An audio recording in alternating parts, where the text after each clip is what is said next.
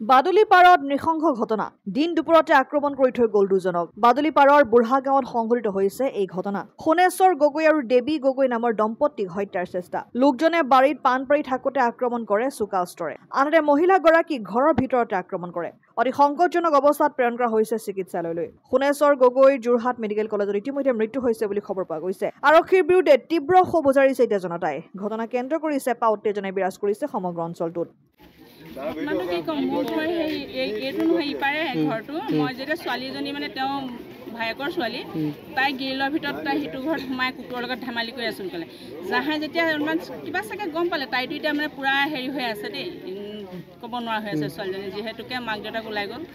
তাই গ্ৰিলৰ ভিতৰত তাই যেতিয়া চিঞৰিছে মই আহিহে সুধিছোঁ কি হ'ল তেতিয়া মই দেখা পাইছোঁ মানুহজন পৰি আছে মূৰত মাৰি থৈ যোৱা আছে মানুহগৰাকীৰ ভিতৰত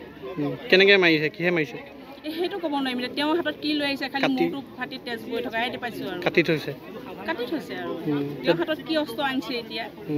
মানে ইমানো নিৰাপত্তা হ'ব নাইকিয়া হ'ব নালাগে গাঁওখন এমাহৰ গেপত যদি এনেকুৱা ঘটনা হয় মুঠতে কি হ'ল মোৰ নিজৰ ঘৰতে নিজৰ নিৰাপত্তা নাইকিয়া নিচিনা হ'ব এতিয়া তেনেকুৱা দুৰ্বৃত্ত আহিব দুৱাৰ খুলি দিম ওলাম আৰু মানুহজনটো ব্যস্ততাত যাবই লাগিব মই হ'লেও যাব লাগিব দিন দুপৰতে হত্যা কৰি থৈ গৈছে এতিয়া ধৰকচোন দিন দুপৰ মানে 9টা 9:30 10টাৰ ভিতৰত কাৰণ একেবাৰে ৰাতিপুৱা সময়ছোৱাত এনেকুৱা হ'লে কেনেকৈ থাকিব কওক দেৰগাঁৱৰ পৰা ইন্দুভূষণ মহন্তৰ ৰিপৰ্ট অসম আদিত্য।